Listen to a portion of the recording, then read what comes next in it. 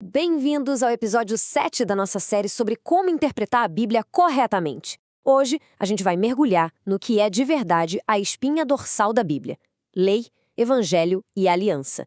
Entender como esses três se encaixam é o que protege a nossa leitura, sabe? E mais do que isso, revela a unidade incrível de toda a história da redenção. Vamos lá!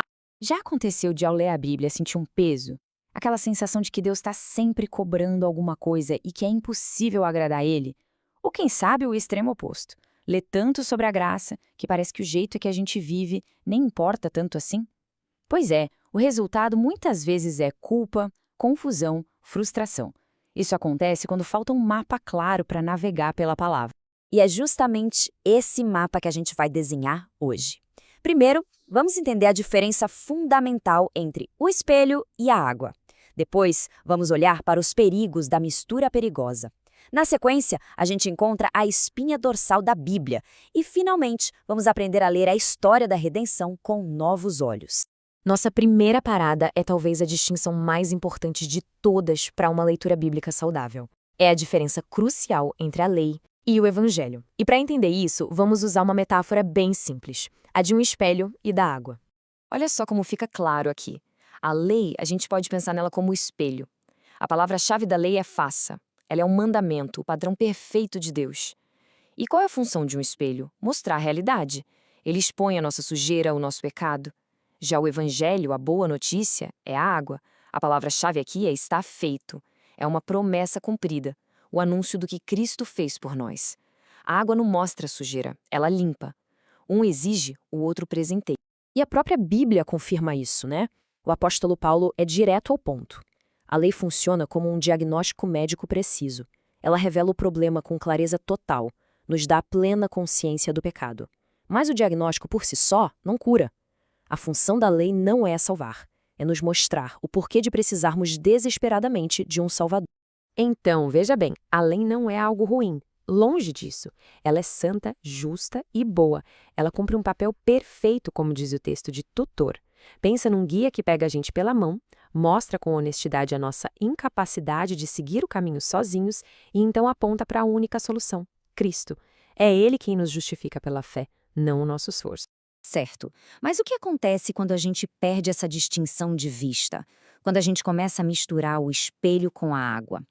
É aí que nascem dois erros, duas valas espirituais muito perigosas que distorcem a vida cristã: o legalismo e a libertinagem. O legalismo é isso. Ele pega a lei, que era para ser um espelho, e tenta transformá-la numa escada para subir até Deus. É a mentalidade do se eu me esforçar o bastante, Deus vai me aceitar. O resultado? Orgulho para quem acha que está conseguindo e um desespero profundo para quem percebe que é impossível. A salvação deixa de ser um presente para virar um salário merecido. O outro extremo é a libertinagem. Aqui, a ideia é usar a graça como um passe livre, uma licença para desobediência. É o pensamento: já que sou salvo pela graça, tanto faz como vivo. Mas isso ignora uma verdade central. A mesma graça que nos salva é a graça que nos transforma. A graça de Deus não nos deixa no mesmo lugar. Então, qual é a ordem certa? O apóstolo Paulo, em Efésios, deixa tudo bem claro. O passo 1, a fundação de tudo, é a salvação pela graça. É um presente, um dom, ponto. Só depois, como um fruto natural que brota dessa raiz, vem o passo 2, uma vida de boas obras. As obras, entende? Elas não são a raiz da salvação, mas o fruto que prova que a raiz é verdadeira.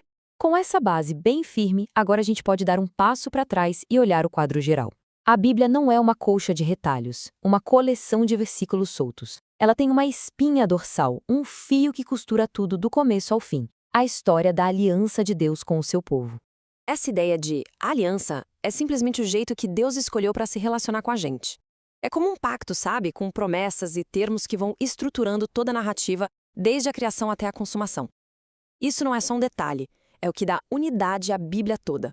Mostra que Deus tem um plano de redenção que ele vem executando desde o início. E olha só como essa história se desenrola. Começa lá na criação e logo depois, infelizmente, vem a queda. Mas a partir daí, Deus inicia seu plano de resgate. Ele vai se revelando por meio de alianças, uma depois da outra, com Abraão, com Moisés, com Davi, cada uma construindo sobre a anterior. Lá em Jeremias, ele promete uma nova aliança, uma que seria diferente, escrita no coração. E o ponto central, o clímax de tudo, é Cristo. Ele cumpre todas as promessas e inaugura, de fato, essa nova aliança. O próprio Jesus, na última ceia, usa essas palavras. Ele não está começando algo do zero, desconectado do passado.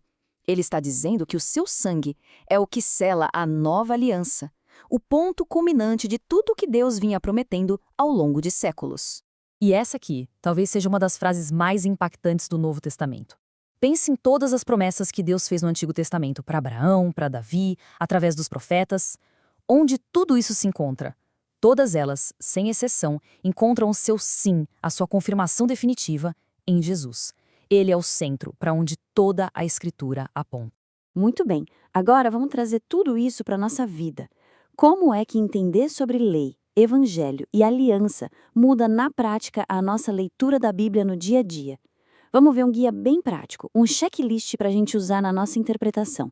Aqui estão 4 perguntas-chave para proteger a nossa interpretação. Sempre que lê um trecho, se pergunte: primeiro, isso aqui é mais lei ou mais evangelho? É um mandamento me dizendo o que fazer ou uma promessa me dizendo o que foi feito? Segundo, em que aliança isso foi dito? Era para Israel, debaixo da antiga aliança, ou para a igreja na nova? Terceiro, e essa é a pergunta de ouro: como isso aqui aponta para Cristo? E só então, por último, como eu posso aplicar isso na minha vida hoje, sendo fiel ao sentido original? E essa frase aqui resume perfeitamente a relação saudável entre a graça e a nossa vida. O Evangelho não acaba com a obediência de jeito nenhum. Ele é a base, o motivo para uma obediência que nasce do amor, não do medo. E do outro lado, a nossa obediência não compra a salvação. Ela é só a evidência, a confirmação de que o Evangelho nos transformou de verdade. Guardar essa distinção entre lei e evangelho e enxergar a Bíblia como uma única história de aliança, isso realmente pode revolucionar sua leitura, trazendo mais clareza e um descanso profundo. No nosso próximo e último encontro da série, a gente vai dar o passo final. Vamos juntar tudo isso e ver como passar da interpretação para a aplicação prática. Não perca!